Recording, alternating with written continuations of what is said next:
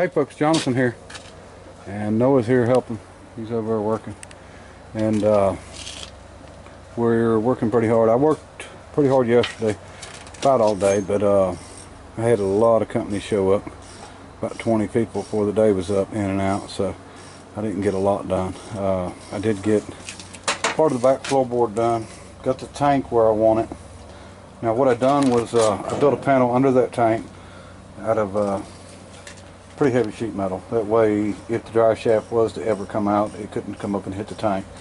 And now there'll be another panel in front of this tank coming up and ending below the back window there, and that'll put a partition between me and the tank, but it will also put everything into the trunk tank wise. And let me see, we've got the transmission out, we've got our clutch press plate torque bearing to put in, we've got our other transmission to put in, and playing with a dash. This is a 54 Ford. I just cut it and set it up in there. This is out of the cab that we pulled the cut the back of the cab off for the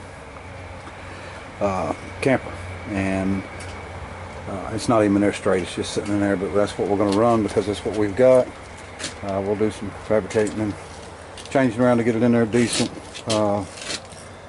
Did the rear mounts for the body yesterday, and you know, just like I said, worked on the floor quite a bit. Okay, last night I spent some time getting these screws out of that broke off in this windshield frame. So we've got our new windshield in the frame, and that's ready to go.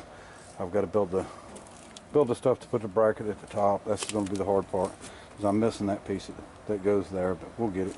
Okay, here's our old here's our transmission we use for a mock-up.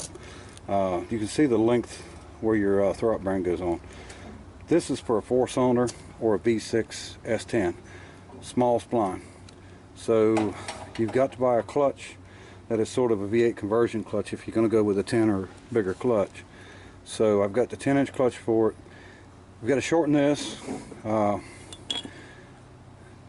same length as the V8, and then we have to, well, we've already cut this one, but you take about a quarter inch off the end of here, and then you run a 1/2-inch drill bit through these holes, because they're metric sized holes and your 1/2-inch bolts won't fit there. And that's basically all you do to be able to run a, you know, a four-cylinder or a V6 transmission, you know, behind a V8 or behind a 6-cylinder in this case.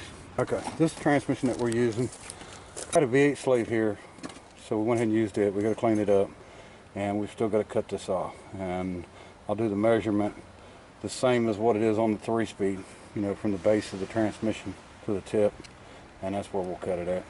And that's all you really need to do, and then use, of course, the other clutch, and we'll have it in there shortly. Alright, we got that shaft shortened, changed that out, which, like I said, we could have shortened the other one. I'll show you the difference in length. Yeah, here's the difference in length. World of difference. But anyway, all it does is the splines are far forward, but it don't give you any issues. And there, you know, it stays on the spline part of it. And we got everything greased up good, and now we're going to blow all this extra metal off because I had to drill these out, you know, to 1/2 inch. So we're ready to put it in. Okay, we got the transmission in permanent. Working on some floor, the hump. We're going to work our way forward and get it filled in all the way to the firewall. This is all going to be one piece, and as you can see, we're going to screw it in. That way we can take it out if we want to. And because it's a lot easier to mess with that transmission from the top side than it is the bottom side. So when I'm done, I think this whole floor right here will unbolt out just by the screws. But these pedals here, this one's got to be heated and brought way over here. This one's got to be heated because somebody has already bent these. This one's got to be heated and brought over this way, and then that'll give us room for our gas pedal. Probably about where this one's at, maybe a little farther forward or something. We'll figure it out as we go, but we've got plenty of room to work with here. The way that we've done it, we've got a lot more room. I have not finished the dash yet. We just stuck it up in. I cut it, got it ready. That's 54 Ford, I guess what it is. And we'll just keep working at it.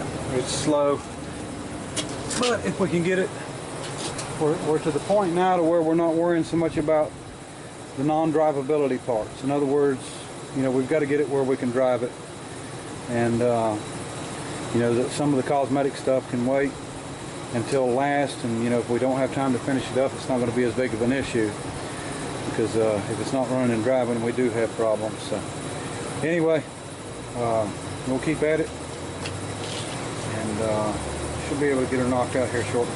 All right. Okay, we're going to call it a night. That's as far as we got. Still plan to make this all bolt in, and I'll show you how I'm going to do it when I get there. And we're going to try to use the headlight switch and gauges, you know, for the 54 Ford. And I think it's a 54 anyway. 54, 5, 53, I don't know. But anyway,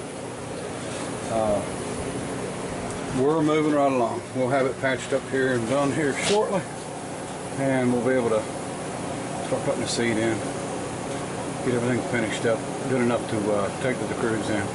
I have already fit the windshield in and out a couple times. I'm missing a piece up top, but we're just going to make it, so I think we'll be fine there. Anyway, I'll show you a couple wrecks and I'm out of here. There's one, ripped the body off. That's not from the fire department either, that's just from the wreck. And here's another one. This is a 5.0 Mustang. Popped a tree. So, both of them single car wrecks, running off, both of them hit trees. So be careful out there. No texting and driving, no drinking and driving, and just pay attention to what you're doing. All right. Till next time, bye.